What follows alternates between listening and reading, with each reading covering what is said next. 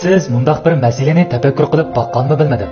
Nima uchun yer shari olam bo'shlig'ida laylab tura oladi? Nemishqa uning g'oyat zo'r massasi sababli olamning cho'nqur yeriga tushib ketmaydi? Zodi qandoq bir sirliq kuch uni kontrol qilib turadi? Yer sharining to'van tarafi zodi nima? Buni yana 17-asrdan so'zlashga to'g'ri keladi. 1666 yilning ma'lum bir kuni bir tal olma bir odamning beshiga tushdi va orqadan uni ilhomlantirdi.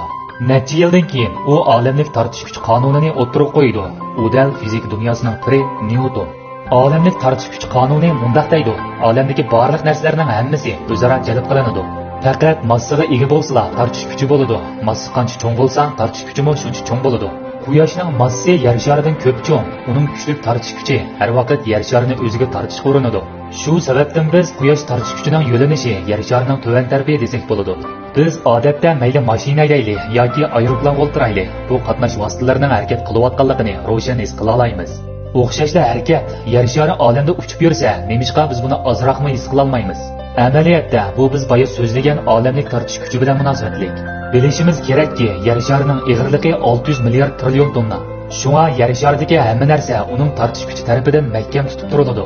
Yer sharidagi har qanday joyda, mayli janubiy qutb yoki shimoliy qutb, mayli tuzanlik yoki egiztog' bo'lsin, tortish kuchining hammasi yer markaziga qarata bo'ladi. Mana bu bizning yer sharidan yo'linishni his qila olishimizning sababi.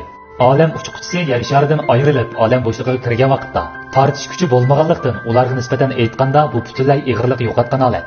Bu ularning bo'shliqda laylab qolishini keltirib chiqaradi. Ularda hech qanday yo'linish sezim bo'lmaydi. Bu vaqtda ba'zilar qiziqib so'raydi: darvaqa yer sharini o'z ichiga olgan 8 cho'ng planet hammasi quyoshni cho'rdab aylanadi. Undaqda quyosh harakat qilmay muqim turamdi?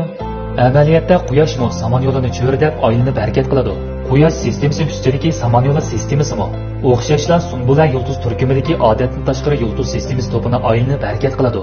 Balkim kelgusidagi ma'lum bir kuni insonlar olamning boshqa texmi cho'ng olamda cho'rdab aylanadiganligini bayqishi mumkin.